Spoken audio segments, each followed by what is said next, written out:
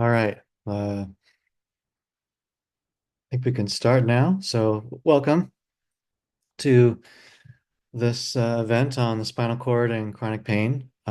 Super excited to be offering this to everyone. And uh, I don't know where everybody's coming from, so I don't assume anything actually in terms of where everybody's at. I just kind of start from the basics and try to provide neuroscientific details that are, but are in an accessible way. So if you're very familiar with this topic, you might, uh, know a lot about it already. And if you don't know anything about it, I still think that everything I have to offer will be uh, accessible to you. A couple more people are joining here, so welcome. Thanks for coming. Just to give you a little bit about a background about myself. Oh, here we go. I got these little lines in here. I'm going to fix this right now, real quick. Ah, uh, okay. There we go. We don't need those lines. That's nicer. Okay, so a little bit about background about myself, just so you know where I'm coming from. I have a master's in education, educational psychology in particular, and a PhD in neuroscience. I studied neuroscience and education really because I was interested in understanding how behavior works, how thought and emotions and all those things work, just basically what makes us human. And, there's lots of different ways to study that. And for me, neuroscience was the most interesting way to study that. I also studied neuroanatomy. Uh, so, I'm not just talking about black boxes, theoretical boxes. I'm looking at like how things actually work and where they actually work in the brain. I also have been an LMT for a quarter century, and for half that time, I've been a massage school director. And the last school that I was director at, I made it into a trauma informed program, which isn't directly relevant to our topic today. However, the topic of trauma is certainly relevant to the topic of pain. Uh, so I'll connect those dots a little bit here. But anyway, I have a lot of experience in how to create a trauma-informed What's this in the garbage? state. And if you Yes. guys have your microphones off, that would be awesome, so that there isn't any interference. Let's see if anybody else has microphones. Looks like everyone's got that. Um, yeah, so I'm also trained in the neuroaffective relational model of developmental trauma.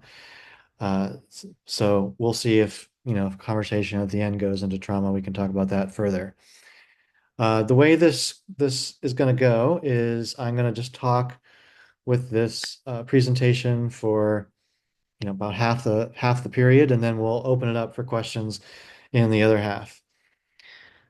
Okay, so why I offer this class today is the same reason I'm offering this class on Friday, is that, well, I think pain's a really interesting topic, and it's a really important topic, and it's really a misunderstood topic. And I find that within the realm of manual therapy, like body work, yoga, etc., there is a particular way of thinking about pain that's very common, and that's not accurate. And various people are on a continuum with thought here. So maybe some of what I'm going to say here resonates with you. Maybe half of it does. We'll just put it out here and see where it goes. So the theory basically is that pain is mechanical in its source. And so when we talk about it, we're talking about balancing the body, and we're worried about posture and that sort of thing. And we don't usually hear about it much in terms of neuroscience or endocrinology or immunology, when actually those things are much more relevant to the topic. But it's understandable that we have this in terms of our history because, for one, it's way easier to think in mechanistic terms. Mechanistic meaning like mechanical. We could think mechanistically in the neuro way too, but I mean mechanical in terms of pushing on things and pulling on things and that kind of thing. So it's a much more easy way to, we're familiar with it because we engage all the time, 24/7 with a mechanical world. So it's very natural to think in these ways. So we think about, oh, we're gonna align posture because it makes sense that if things aren't balanced, then something has more tension, and then that might be create a problem. It just turns out that that's not true. So that's the problem with that. But anyway, so the focus in this mechanical world is to be thinking about myofascial tissues to manipulate them and maybe somehow align them or make them symmetrical so that everything is better. And so the idea is that the problems start at the tissues and then they just get, the signal just goes up from the tissues to the brain. The brain is just like, oh, thank you. Uh, Thank you for letting me know what the problem is.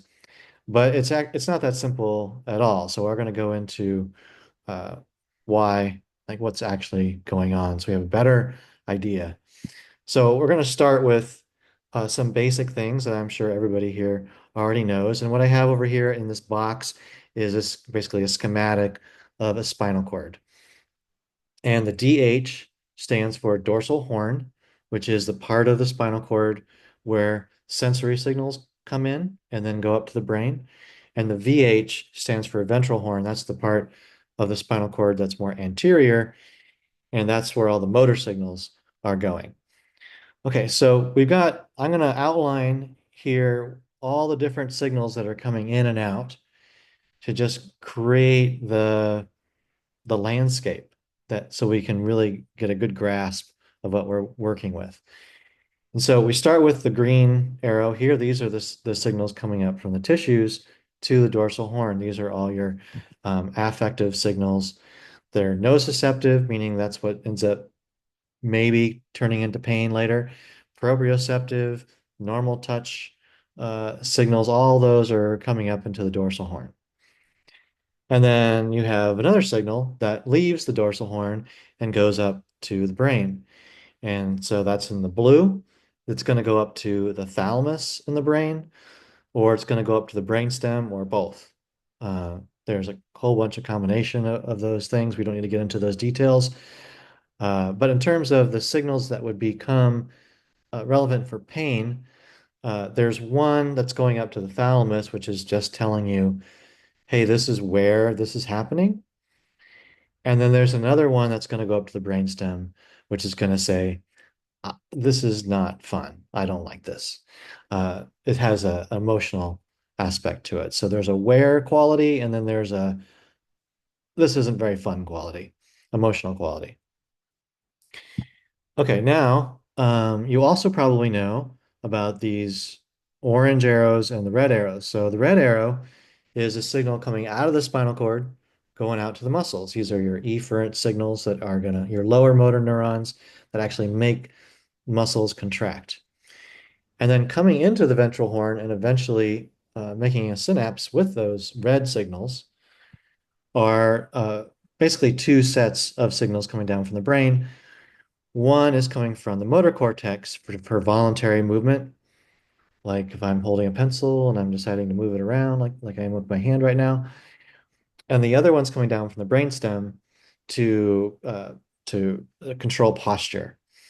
And that last one is more influenced by limbic inputs, so emotional relevance. So emotional relevance isn't too tied in with the voluntary signals, but it is tied into the postural signals. And that becomes important when we talk about posture, because posture we usually think of as this kind of, oh, we just stack these parts of our bodies on top of each other and then we have posture, and that's either good or bad. But it's way more complicated than that. And we have to understand this tie to the psychology of it, to the emotions of it, too, to really have a sophisticated understanding of that. But just to get back to the spinal cord, both of those signals are coming back into the ventral horn and ultimately controlling what those muscles are going to do. Okay, and then we got another signal, this purple one, that's coming down from the brain. So it's also coming down from the brain, but this one isn't going to control muscles. This one is going to make a synapse with the green signals coming up. And it's going to influence whether the signals coming up in the green are going to move forward or not. It might say, "Hey, let's turn that up, turn the volume up," or it might turn the volume down. So uh, this all depends on the kinds of things that you might refer to as psychological, like are you feeling safe? What are your expectations? What are your prior experiences here? So, like if you walk into a massage therapist's office, did you hear good things about this massage therapist? Did you hear bad things? Do you think massage is useful? Do you think it's not useful? What was your last experience? All those things are going to influence you. Does the place look clean and professional? Does it look scary? Like all those are going to have an influence. And so if you have pain, if you have these nociceptive signals coming up in the green, it's going to tweak. It's going to synapse there, and that's going to influence what ends up going up in the blue. That we call this descending modulation, and it can be an inhibitory or it can be a facilitative. You can turn it up, you can turn it down. PAG and RVM are two sections in the brainstem that are relevant to all of this. So I just put that in there for those of you who already know what that is, but if we don't know, we don't need to get into it. And then we also have basically two sets of interneurons that are important to understand. One is this light blue interneuron that's going to connect the purple and green to the blue. So, we're going to have a vote with the green, we're going to have a vote with the purple, and what's going to come out of that? It's going to be transmitted over to the blue. And that's what's actually going to go up to the brain.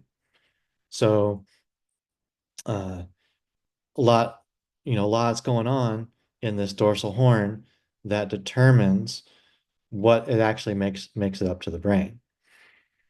And then the brown signal is your is the second part of your reflex arc. So I'm sure you've learned about reflex arcs.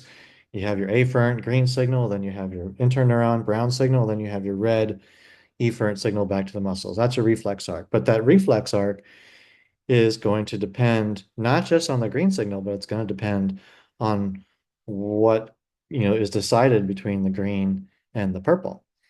So how much of a response are you going to have with the red? How much muscle contraction are you going to have is going to be influenced also by what's coming down from the brain. And that's important because as massage therapists, uh, there's a lot of emphasis on what are the muscles doing. And we need to understand that what the muscles are doing has to do with the signals coming up from the tissues, but also what's happening uh, psychologically coming down from the brain. And again, also psychologically influencing through the orange, through the postural control. So you have two ways that there's a psychological emotional influence on the muscle output. All right, so what happens so that's the whole picture there of all the pieces. Now let's look at what happens in chronic pain. The first thing that we know happens is that there's a dysfunction in the descending modulation system. That's the purple. So whether that is like there's not enough signal coming down to inhibit when it's supposed to, or we also know that there is a signaling problem when the purple hits the green, that the purple doesn't have the influence that it has, and so it's supposed to. And so what ends up going through on the blue is different than what it should be. So if we think about there's a certain amount that's supposed to be normally inhibited, it's not getting inhibited. And so it's going up to the brain. It's got free rein to be experienced as pain. So that's the first thing that could be happening. The second thing that could be happening is that there's a sensitization going on. And this has to do with activity in the immune system, endocrine system, glial cells, which are part of the nervous system and are very closely tied to the immune system. And they're going to have impacts in the peripheral part of the body, so like where the nociceptors are in the tissues.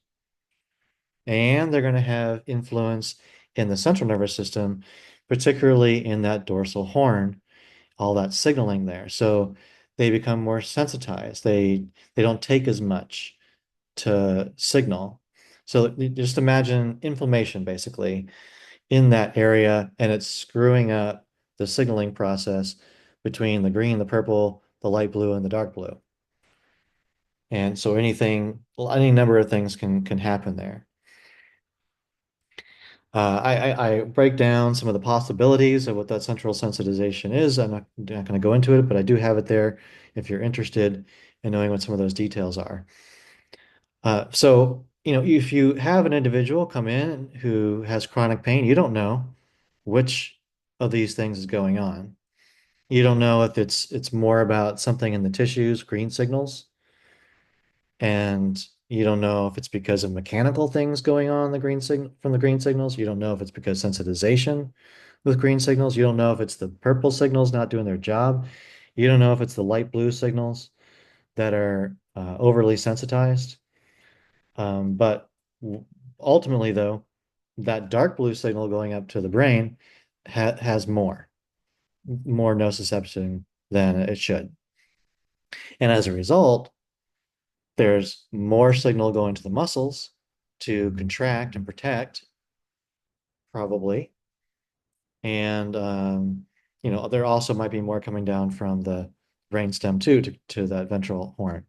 So you have this enhanced response in the muscles, but you can see that the muscles aren't the problem. The muscles are just responding to the problem. It doesn't mean that we shouldn't like work with muscles or anything like that, but it does mean that the muscles themselves aren't really the issue.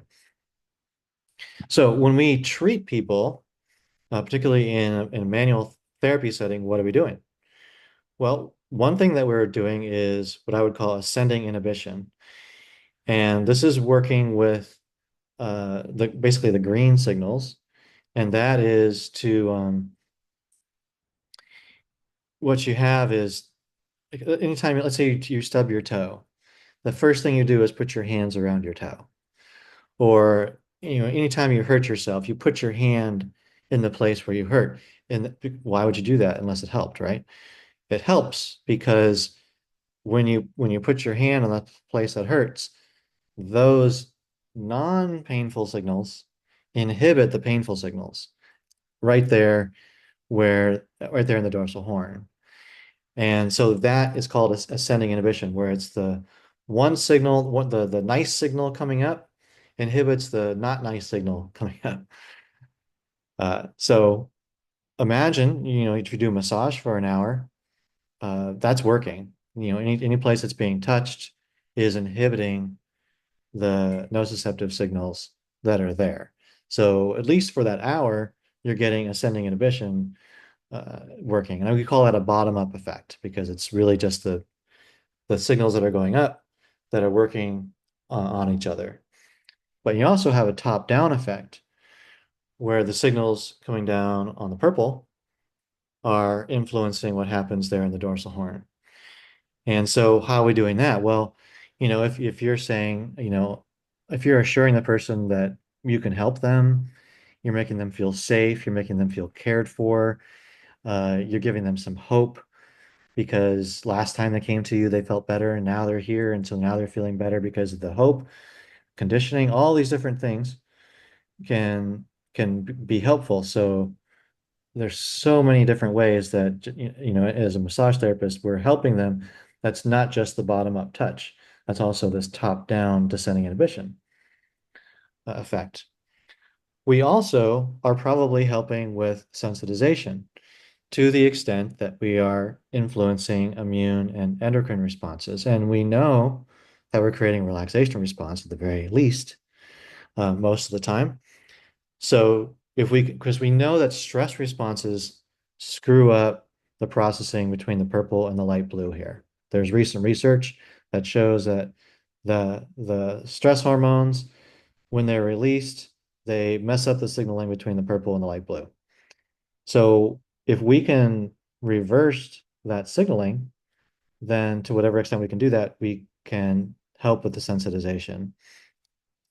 Maybe some of that sensitization is assisted in the periphery, maybe it's only in the central, but you can see how there's three main places where there's going to be an effect. And all of those are going to have some influence, and as a result, the muscles are going to release. Now, I said myofascial release in quotes because that's not usually how people mean the word myofascial release. Usually they mean something that's more mechanical.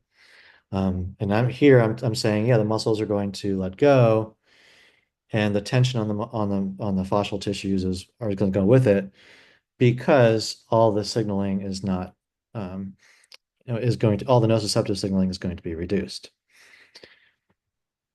So just to summarize all of this, I know it's a lot of things to process all at once, but I want to hopefully it's clear that that as massage therapists or any kind of manual therapist, that the pain reduction that people experience through us is through probably these three routes more than anything else. Ascending inhibition, which is only going to last for as long as the session is going on. Descending inhibition, which is going to occur during the session, but also last beyond it because you have all this impact on the endocrine and immune systems, as well as these other just general psychological hope, and the desensitization element, which could also last beyond the session. So it's not really the manipulation of the soft tissues themselves. We do manipulate soft tissues, and that has these impacts, but it's not the tissues that matter. That's just what we happen to be, touching and contacting, but it's really these sensory signals that are making these changes. So I'm hoping that what I've offered here can help in moving from a mechanical mindset to a more neuroimmune mindset. And there's so much more to it, of course, but I wanted to just stay focused on the spinal cord itself to just hone in on one component of it. There's more to it. Yeah, when we get up into the brain, and we could also look at the periphery. But hopefully this was clear. So if you have any questions, I'm going to talk about the class I'm teaching Friday at the end of this. So if you stick around for another half hour, I'll talk about that. And but I want to open it up to questions now and see if anything is not clear, or how this fits into how you see things.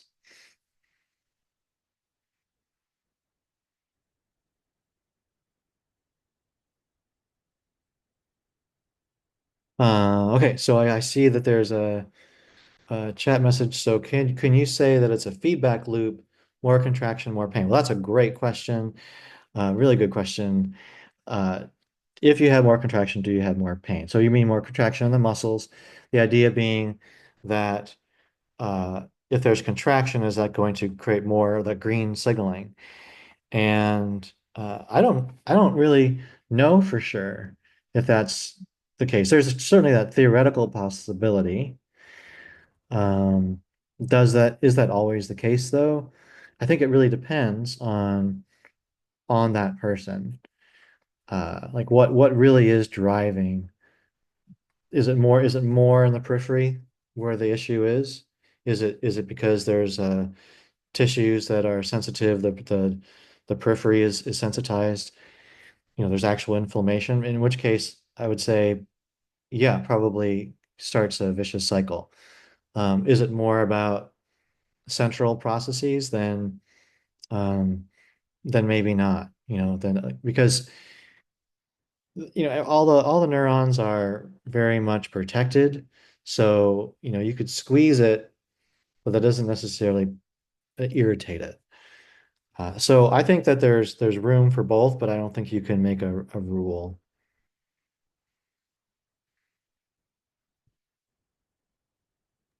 That makes sense. Thank you.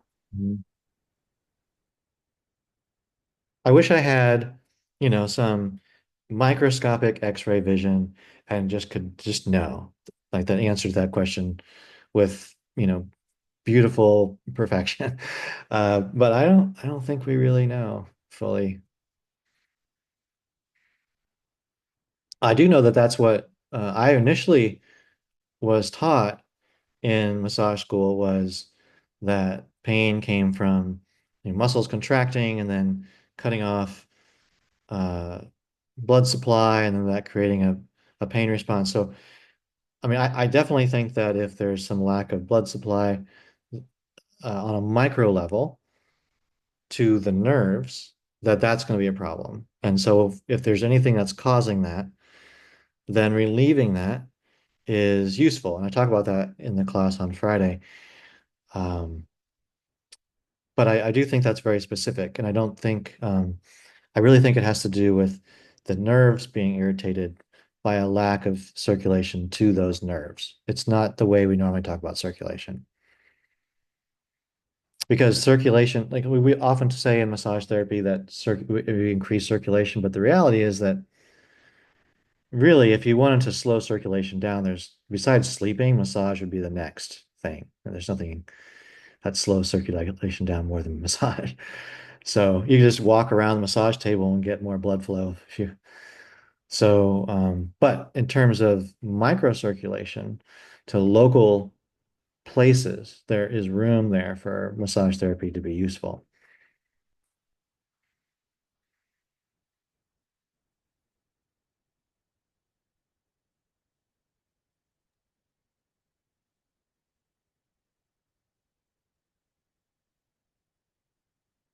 I have a question if I can.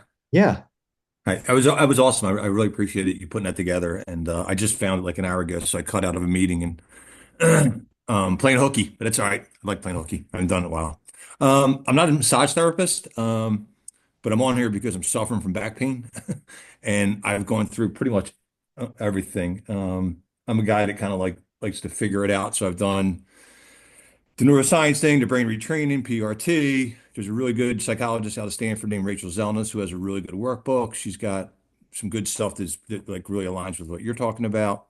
And I just continued to have mine is definitely started at a it's in the disc, right? L4, L5, L5S1. Started there, and then I had like a big I was in severe burnout from work, toxic stress, a couple of life events, and all of a sudden my back, my that area still won't move a year and a half later. Like if I do a cat camel, it won't move at all. Mhm. So I continue to have these setbacks anytime I try to increase my activity, even a little bit, just 15, 20 minutes. That's the story in my head. I am getting better because I was out of work for about a year and I went from 20 hours to 40 hours. So I'm getting better. But here's my question was I'm pretty sure that every time that I have a setback, it's from central sensitization of some sort, right? There's something in that area that is inflaming it, if you will, whatever the right terminology would be. But I think that what you had said was that some of the ascending and descending through massage can turn off or gate the sensitization through the massage therapy. I'm curious, and that sounded like it was a short term while it could be while you're in the therapy session and maybe a period of time after. Mhm. So I'm curious if there are any studies that you know of or even like case studies or experience where that because MFL massage therapist is I'm looking to that next or acupuncture. And I'm actually talking with a guy here, but I'm curious whether your experience, have you seen any, and I don't want to say like you do it 8 times, you're getting better, but it could, like a path where you're increasing mobility, you're decreasing the pain. Like, is that something that over a period of time is it because stress is accumulated? So that's something over time that also accumulates the desensitization, like you're kind of like building on it. Does that Yeah, make if sense? sensitization can accumulate, so can desensitization. In theory, yeah. I mean, I so the answer is yes, it can definitely turn around. It's not a one-way street. And everybody is different. So, and it really depends a lot on what's actually going on. So it's hard to, we have low back pain as a condition, but it's like schizophrenia or something. There's many different causes. And we don't do anybody any favors by treating it all as if there's just one cause. So, yeah, I mean, it sounds like there's a central sensitization piece. I mean, but there also might be, a peripheral piece too, because, we don't know to what extent. I mean, I don't know from the short Mhm. Yeah. conversation what's going on, in your lumbar spine exactly. Not every time someone that has a disc issue is that actually the source?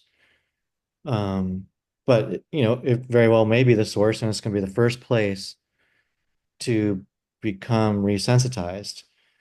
Um, but to what extent, how much of that is the inflammatory biological process, immune endocrine process, and how much of it is a uh, a central piece, how much of it is a descending inhibition not kicking in, is we'd have to explore that more. We could like ask a lot of questions and try to. I mean, what's your experience with various treatments? Do you find that there's anything that helps in the short term? Or Um, yeah, I don't want to make, I'm sorry, I don't want to make this my I don't my know. back Perfect. therapy session. So just real quick on the spinal. So I had herniations, I had essential, I had a bulge, some annual tears, I had three MRIs, three shots, blah blah, blah, that type of stuff. Nothing too crazy though. No like nothing. Definitely not recommended surgery. I'm pretty sure most of my issues were limbic system related in general because I also had some other things happening physically, like um, dizziness, vestibular migraines, and some other stuff happening. But what works for me, or what does help me, I haven't done the massage thing yet, is really, what helps me more than anything is rest. Like Mm-hmm. more than like when I started, I got into like Stuart McGill, his back stuff, and everyone's back stuff. And I was trying all these different exercises, and I was continuously having continuous setbacks, right? Just setbacks, setbacks. And the thing that helped me to, and that include when going to PT, and I had a PT, came really highly recommended, and it was a disaster. It was not probably not her fault, probably more my spine's fault, right? Because I just wasn't ready. But so rest for me has been one of the key things, and then also there's a mindfulness based way to look at pain or relate to pain. It's called somatic tracking. That's very helpful for me. I do that probably two or three times a day if the pain is not too great. Um, that's kind of pretty much. And then I ice my back every night. That's the one thing I do just so I can get to sleep. For like 1 year, I've been like a year and a half, I was climbing mountains in Banff, Canada, and now I'm like laying on my floor for a year. It's crazy. My whole life got taken away, but Yeah, I'm so no, sorry. no, it's okay. Yeah. And I mean that's why I do these classes because this really matters, and for so many people. The fact that rest plays a huge role, it certainly points to the central sensitization component. Um, but you also say that if you do this one particular movement, it pretty much kicks it in every time too, right? So that also points to a peripheral component. So, um, both, Standing, if I'm standing or if I'm stationary, that's the sitting or standing for a period of time, it flares it up. It's like I got like 15 minutes standing up and it'll start to flare. yeah, So yeah. So, when you notice that you do certain things, and that usually kicks it in, that's usually pointing to peripheral, like the green. It's like more about the green signal getting fatter. But when you talk about, oh, I was feeling more stressed at work or with this relationship, or I wasn't getting enough sleep, then that usually points more to the purple or the sensitization component. And so that's why it's really important to understand all the different components, right? Because if we treat it all as one simple thing, like sometimes people do, where they're like, oh, well, I'll just do this, one thing with you, and that's going to help. It's not going to help. There's certain but at least we start to get a handle on it. I mean, it's really useful to understand. Like, it's great that you have figured out that these different things have an influence, that these, like the psychological things have an influence. And, um, I think probably the mindfulness exercises like prevent a catastrophization. cycle, which is really easy to do, right? If you feel pain and it's really severe and it's constant, it's easy to think, well, there's no hope for me. And then that affects that purple signal. And then it creates, so if you're stopping and noticing, but you're basically noticing the actual sensation being more present rather than getting lost in what where things might go, right? So that helps to break the cycle. Um, at least that part of the loop. Mhm.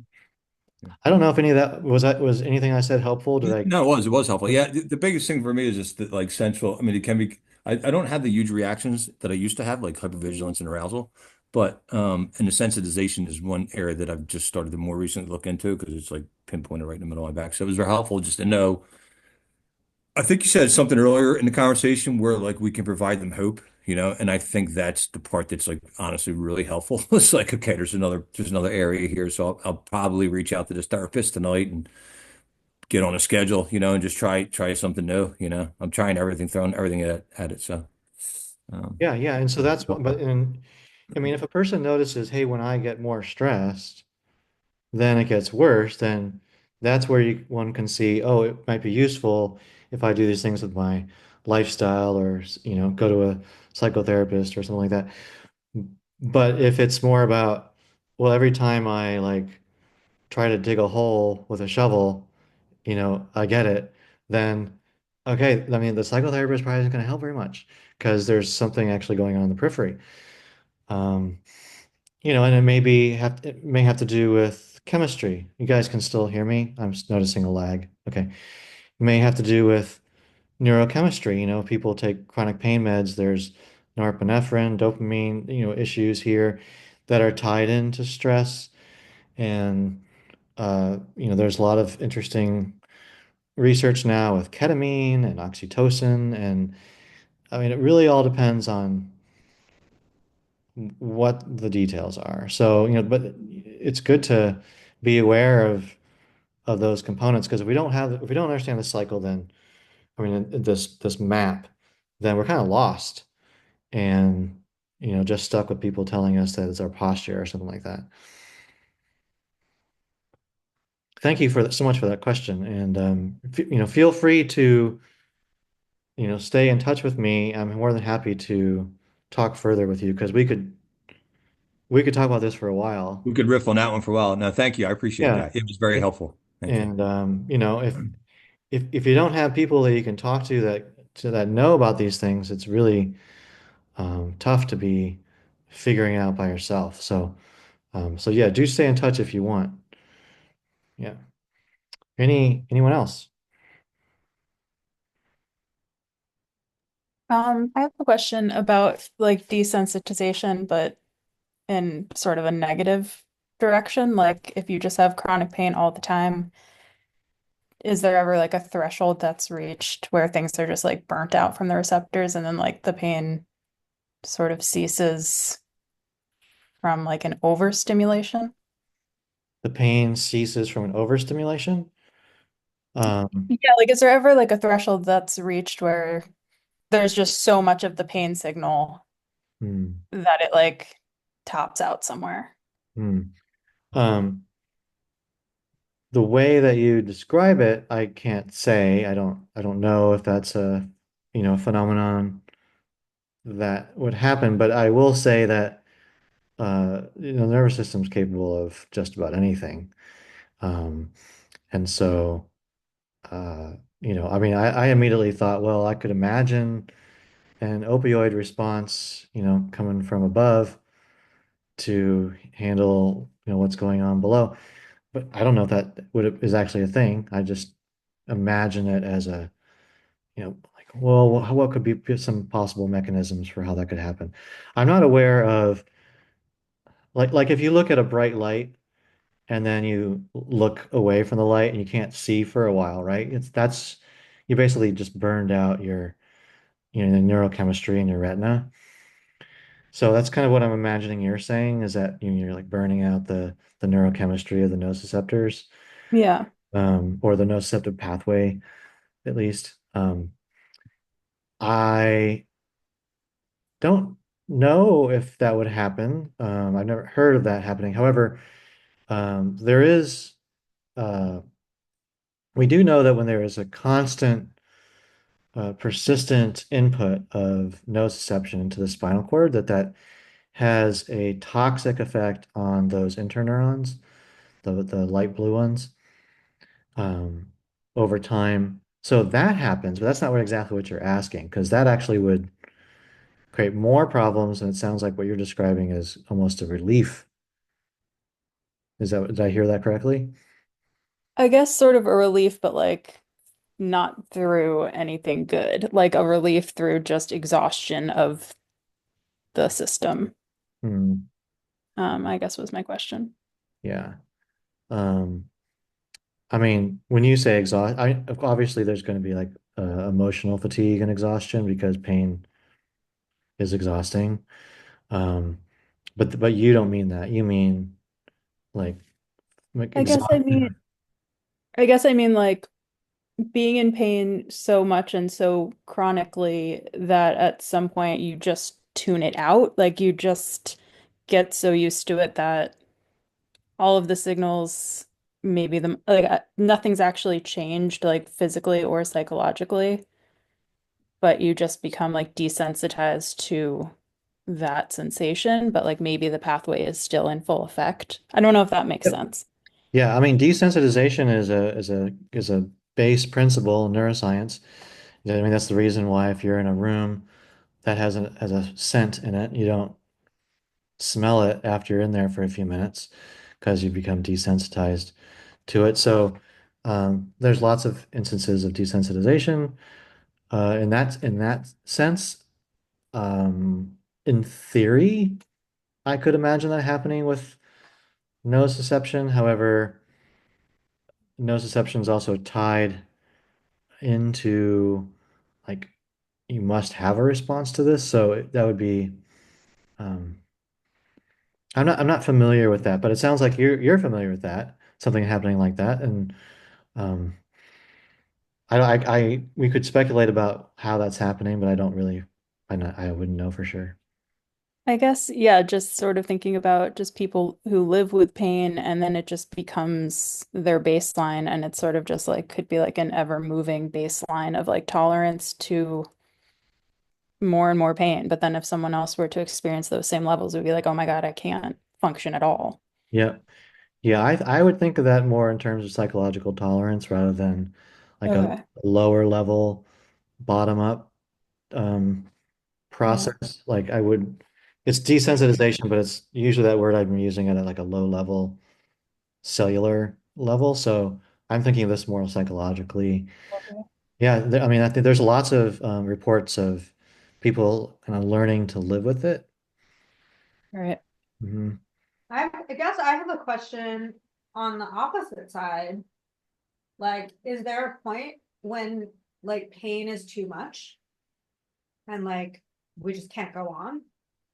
Oh, yeah, absolutely. Yeah. So what's the difference between those two people, right? Yeah. Yeah. That's a golden question.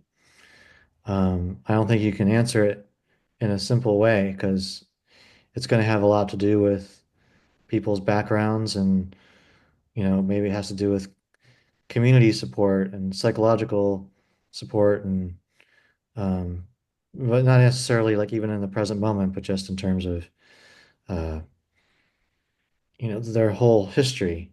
Uh, sometimes an event can be, some of us might rise up to fight, and others of us at different times might collapse.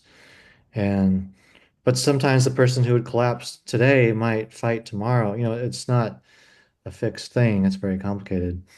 Yeah, no, I hear you for sure. I'm just wondering, like, at a certain point, might a system just like stop working from pain?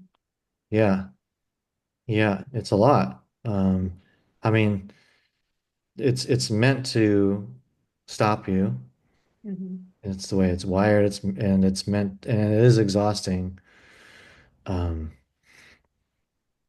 A separate question. Could you I know it's not really the point, but could you like maybe describe what some of those purple signals actually are? Yeah, so we're actually talking about, real signals coming down from the brainstem, and those are influenced by the signals coming down from the limbic system. Uh, and I get into this in my class on Friday, but there are things like, I mean, if you're sick and somebody holds your hand, it's nicer, right? And if your child hurts themselves and you kiss the spot that hurts, it feels better. Uh, because it's loving and or it's caring. So, oh, I'm being cared for, that'll generate signaling there. Or I have, what we think of as placebo effect is that's based, those purple signals are placebo effect. Like placebo effect doesn't work for broken bones. You can't be like, I think I'm going to be fine and then have not a broken bone the next day. But it works great for pain. And that's because pain is determined by that whole network. And if you fill up that purple signal basically with hope, it's a hope signal and it will inhibit what's going on in the spinal cord.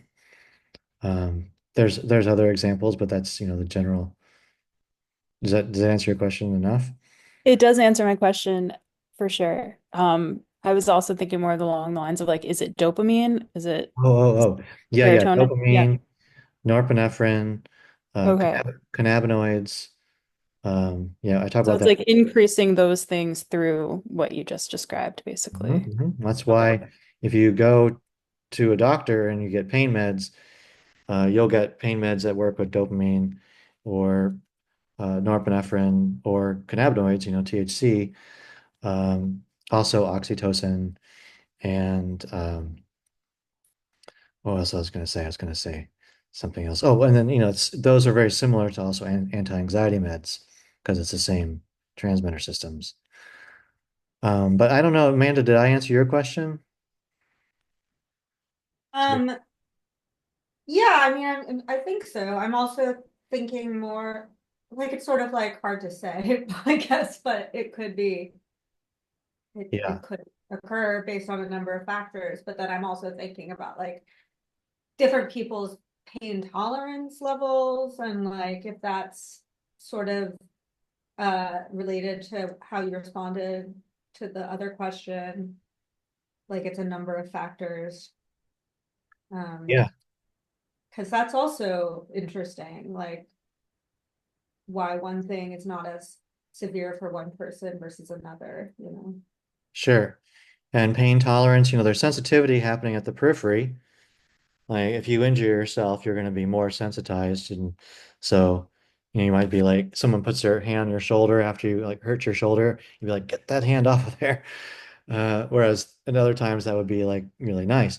So that's sensitization at that level, but there's also this tolerance element that's more psychological that might have to do with, how much sleep are you getting and do you feel like you have community and what else is going on in your life? So, um, trauma, this is where the trauma conversation, has a lot to do with it too, sometimes. But just like I told Patrick, if you want to talk more with me, please do reach out.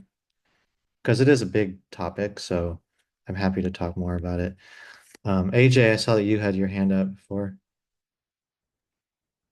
Yes. I was curious. I hope I'm not oversimplifying things, but when somebody is going along their chronic pain journey, their personal journey of chronic pain, could one say that desensitization is often the final step to start living without it? In other words, once we've gotten rid of a lot of the stressors and we've made lifestyle changes and we have a lot of hope and we feel the sense of community and, we see as we can actually feel progress in pain reduction and but then it's almost as if there's areas of tissue that need um, almost like a final touch, so to speak, whether it's the increasing the tissue tolerance for the low back or or maybe the bottom of the foot or something. And in that case, my question is, what role does soft tissue manipulation play in desensitization long term, or is it only going to work really primarily in session? And the long term tissue change that we seek is actually more for the individual themselves to do through, exercises, for example, for the long term change. Yeah, yeah. Great question. I wish we had eight Sure. hours, 8 minutes. And Um, and I don't know if anyone in the world could answer that perfectly. It would be nice if we could like stick a sensor, into us that would measure all those things and have a readout for, 5 billion people, um, to know. Because so the first part of your question is, I think it sort of depends because, what percentage of people with chronic pain is it being driven by sensitization? What part of it is about descending inhibition not working? So if it's sensitization, obviously that's probably going to be maybe the last to change, I'm guessing, uh, and maybe the hardest to change because of this physiological element there. And where is that coming from? Is it coming from diet? Is it coming from psyche? Is it coming from just a person's physiology and genetics? I mean, any number of things. Uh, but I wouldn't want to say that everybody with chronic pain has sensitization. I don't know what those, we don't have a view of knowing like how much is coming from what and and how many people. But to answer your second part of your question, uh, what can we do as practitioners? How much of that is going to be helpful? Well, I think that I think that's why people have to come back, on a regular basis a lot of times because it's not going to just, you're not going to change physiology overnight. But you can, I think you could change it little by little. But again, it depends. Where's that coming from? Is it coming from stress or is it coming from something genetic, or something else? So I think our impact on that is going to vary from person to person. But yeah, I think, manipulating soft tissue leading to less sensitization, but I don't think that's because of the tissue itself. It's just the sensations that happen, and like to whatever extent we might be. We have to take my class to like get into this further, but to whatever extent we could alleviate the initial nociceptive signal, if there is one, uh, then yeah, then we have a great shot at improving things. But there's a whole landscape of possible scenarios here, so Mhm. that too we'd have to take more time with some. I can't do it in a few minutes. So I just want to make sure that you all know, if you're interested in more of this, and I'm not trying to run off here, but I just want to make sure that everybody, if they want to leave at 2 or on the hour they can. This class is starting on Friday. It goes to the next Friday. And for the next day and a half here, I'm doing a flash sale. So if you want to sign up, and especially if you've been wanting to, but you haven't been able to afford it or anything, this is a good time. You just put flash 40 in capital letters, and you get 40% off. And it's eight CE hours, whatever state you're in, it's covered. Um, can I answer any more questions about either the class or about this topic? Hey, I have a question about the class. Yeah. Will it be recorded if, say, I'm going to have to go to work for like the latter portion, both days? Um, would that would that be possible to get a recording, or would that be okay even if I missed part of it? Well, I also have a on-demand version of the class. So if you go to my website, Dr. Olson, that's Dr. dr-olson.com, I have on-demand classes, and yet I have that class on demand, so you can watch it whenever you want, as many times as you want. Um, and so yeah, there you go. Thank you, Clarie. And it's gonna be the same content, but you just don't get the time to ask questions and with me. But it's just if you wanted a recording of the live thing on Friday, it would be the same thing with the on-demand class. It's only I think it's 2 hours of CE, something like that, rather than 8. But if you were to sign up for the Friday class and you couldn't show up, NCPTMB wouldn't allow you to have the 8 CE hours. So I don't know if you're going for CE. Awesome. Thank you. Yeah, did that answer your question? Yeah, absolutely. Yeah, it'd be good to get the CE hours. I'm a massage therapist, but it's good to know that that's an option. And I just wanted to say thanks so much. This was really helpful and really interesting. Yeah, yeah, absolutely. And just to give you more idea about the class on Friday, I mean it's kind of like what I shared here today, but I build out that diagram and to include everything, and we get into the brain, and we get into all the different things that we do to help pain and how it figures in. So you know when we do when we touch people, how does that impact the brain? When we are carrying in our speech, how does that affect the brain? How does stretching, how is that different than pressing, or all the different things we do? Like, how does it affect the actual system? Uh, okay, so I can hang out a little bit longer too. If you need to go, I really appreciate you being here. I'll hang out for a few more minutes if anybody else has more questions. Got to drop it. Thank you. That was great. Okay. Appreciate it. Have a good one.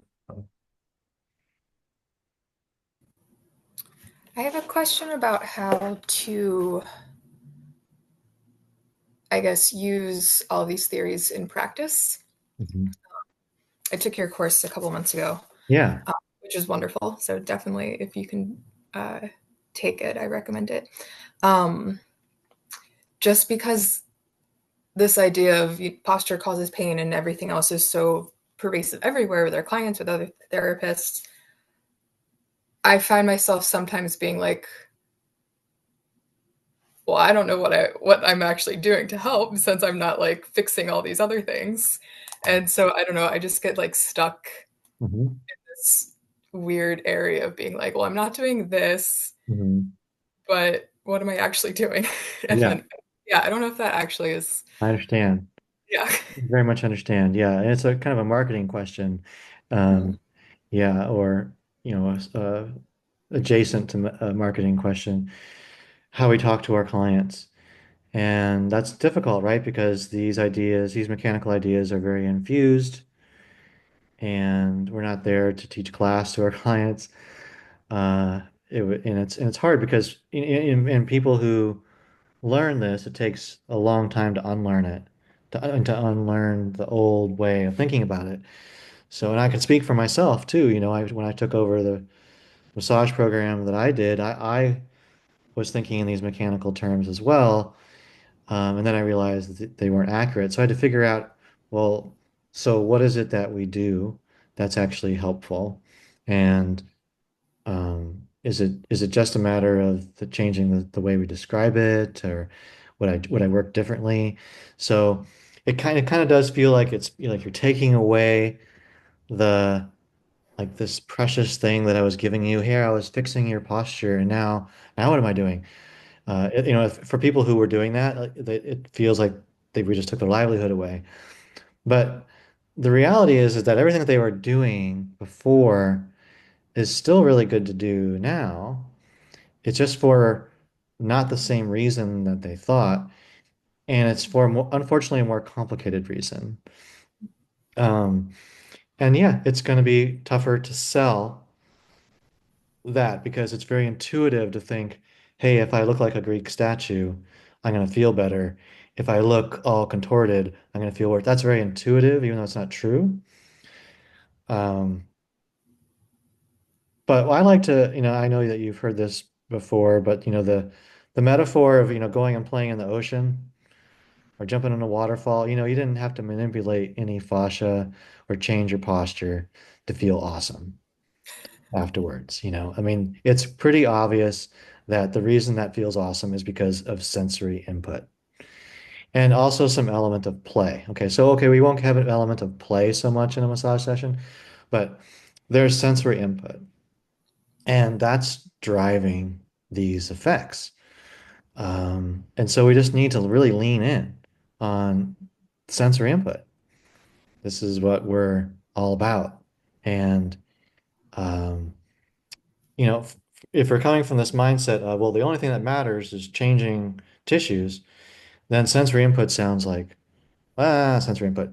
But if we realize that we were never changing tissues in the first place, and it's not even possible to change the tissues, then, you know, we have to go with what's actually true. And we got to figure out a way to, you know, so, you know, there's kind of an internal conversation that you're having with yourself, right? That's one part of it. And there's the external conversation with your clients, right?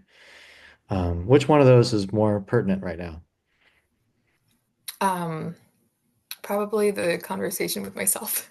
Yeah. Uh-huh. Yeah. You just have to really like lean in on like massage is awesome. Touch is awesome. It's powerful. It has all sorts of effects. Uh, and just really rest in that. And it probably won't happen just because I just told you that.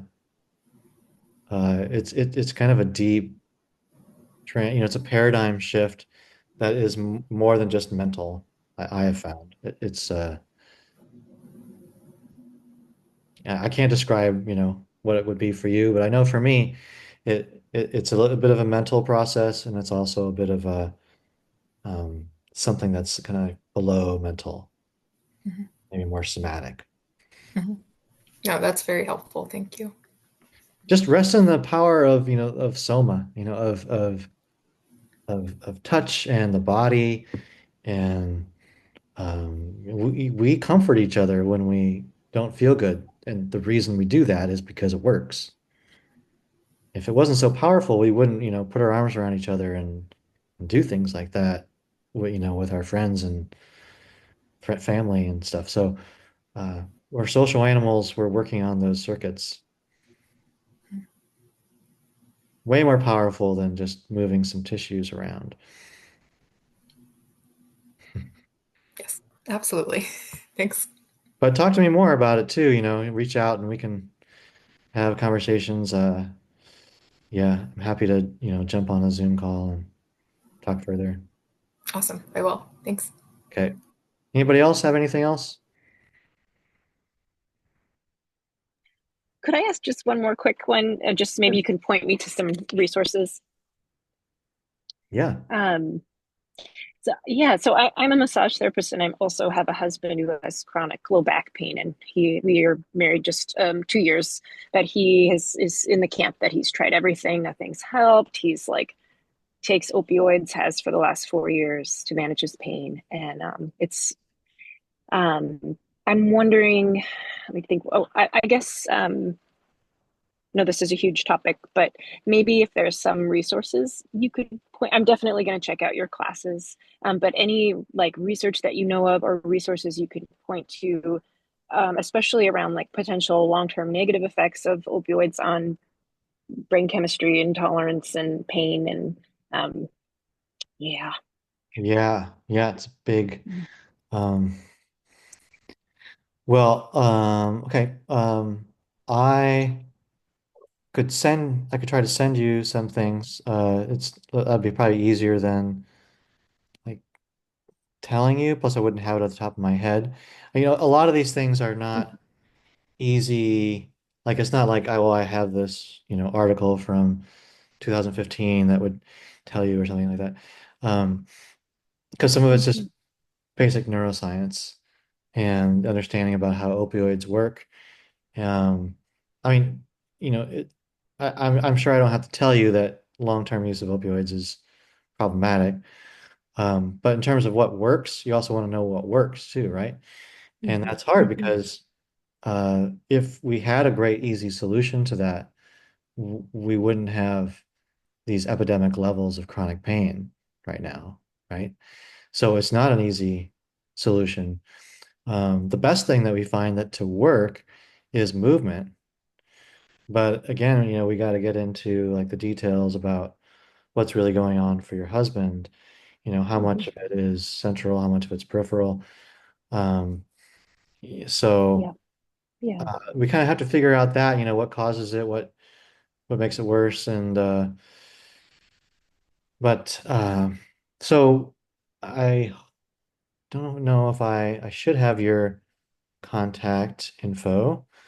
Um, Yeah, so I got your website, and so okay, maybe I'm gonna definitely sign up for the direct on demand class, but maybe I'll get your email from there and I can reach out that way. okay. And I will just add that so there's some of the solutions are things that you do like movement, but then also in terms of if you're looking for medications, uh, I don't think that we've found a perfect solution. Some people find solutions with cannabinoids, some people find solutions with ketamines these days, and oxytocin is kind of like the latest, greatest, newest thing that some people are having great results with, but I don't think there's anything that's working perfectly for everybody. Right. Makes sense. Thank you. Yeah. My friend Shannon Dye, who is one of your former students, told me Yeah. to jump on, so I'm glad I Oh, did. She couldn't make it today, but yeah, thank you. yeah, she said, yeah, cool. That's great. Well, I look forward to Thanks. speaking with you more. Like we can dive more into it. Awesome. Thank you so much. Great. Well, thanks everybody for being here and hope it was helpful. And yeah, it's good to see you again, Susanna. I'll talk to everybody later. Good day. Thank you.